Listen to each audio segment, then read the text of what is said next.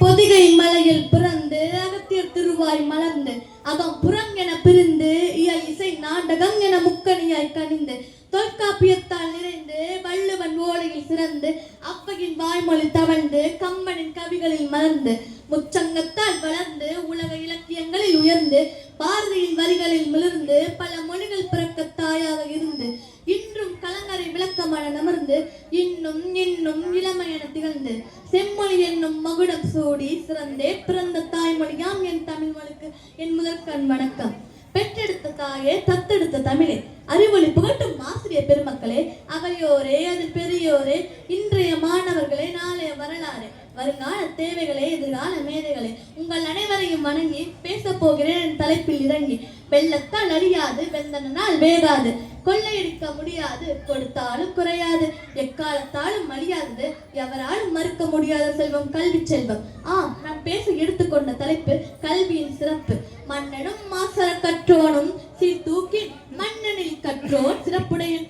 மன்னனுக்கு தன் தேசமெல்லாம் சிறப்பில்லை, கற்றோருக்கு சென்ற இடமெல்லாம் சிறப்பு என்கிறது மூதுரை. அதாவது ஒரு நாட்டின் மன்னனை விட கல்வி கற்று சிறந்தவனே உயர்வானவன். மன்னருக்கு தன் தேசத்தில் மட்டும்தான் சிறப்பு, ஆனால் கற்றவருக்கோ செல்லும் இடமெல்லாம் சிறப்பு என்கிறார் ஔவையார். கல்வியானது மனிதனை சிறந்த ஒழுக்க உடையனாக மாற்றுகின்றது.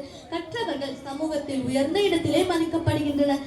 கேடில் விழுச்செல்வம் கல்வி ஒருவருக்கு மாடல்ல மற்றையவை என்கிறார் வள்ளுவர். அதாவது உலகத்தில் மனிதர்களுக்கு கல்வி ஒன்றே சிறந்த செல்வம், ஏனைய செல்வங்கள் இதற்கு இணையில்லாது என்று கூறுகிறார். மற்ற செல்வங்கள் நிலையில்லாதவை, அழியக்கூடியவை, ஆனால் கல்வி ஒன்றே அழிவில்லாத செல்வமாய் இருக்கின்றது. கற்கை நன்றே கற்கை நன்ற பிச்சை புகிலும் கற்கை நன்று என்று அதிவீரராம பாண்டியர் வெற்றி வேட்கை என்னும் நூலில் கூறுகின்றார். அதாவது எவ்வளவு கடினப்பட்டாவது கல்வியை கற்க வேண்டும். குடும்பத்தையும் நாட்டையும் முன்னோக்கி கொண்டு செல்லவும் வறுமையை போக்கவும் கல்வி மிக மிக அவசியமாகும்.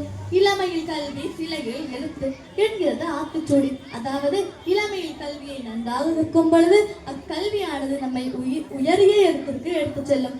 டாக்டர் அப்துல் கலாம், டாக்டர் அண்ணல் அம்பேத்கர், டாக்டர் முத்துலட்சுமி, கல்பனா சாவ்லா போன்ற பலர் கல்வியால் உயர்வு அடைந்தவர்கள். உலகத்தை நல்ல வழியில் மாற்றும் சக்தி கல்விக்கே உள்ளது என்கிறார் நெல்சன் மண்டேலா. வாழ்க்கையில் உயர்வான எண்ணங்களும் உன்னதமான குணங்களும் தோன்ற வேண்டுமாய் கல்வி என்பது அவசியம். வாழ்க்கை என்ற வீட்டில் கல்வி என்ற விளக்கு ஏற்றப்பட்டால்தான் நமது வாழ்வு பிரகாசிக்கும். படிப்பால் மட்டுமே பாரதத்தை பாராளச் செய்யலாம் என்ற டாக்டர் அப்துல் கலாமின் வார்த்தைகளிலிருந்து கல்வியின் அவசியத்தை தெரிந்து கொள்ள முடிகிறது. கல்வியை மிக்கதாம் செல்வம் ஒன்று இல்லையே கண்மணி கேளானி என்றன் சொல்லையே என்று பாரதிதாசன் கல்வியின் அவசியத்தை கூறுகின்றார். காலை எழுந்தவுடன் படிப்பு என்று பாரதியார் எவ்வாறு படிக்க வேண்டும் என்று கூறுகிறார். கல்வியே நாட்டின் முதலாகும். நாமும் கல்வியின் அவசியத்தை உணர்ந்து கற்று மேன்மை அடைய வேண்டும். எண்ணையும் எழுத்தையும் கண் என்று சொன்னார் வள்ளுவர். கற்றது கைமண்ணளவு கல்லாது உலகளவு என்கிறது பழமொழி. உன்னையும் எழுத்தையும் மின்னிட செய்யும் கல்வி பாரில் சிறந்த செல்வம் கல்வி செல்வமே, இன்ப தேர்வில் தொடர்ந்து வரும் மனத்து செல்வமே என்று கூறி பேச வாய்ப்பதற்கு நன்றி தெரிவித்துக் கொள்கிறேன். நன்றி, வணக்கம்.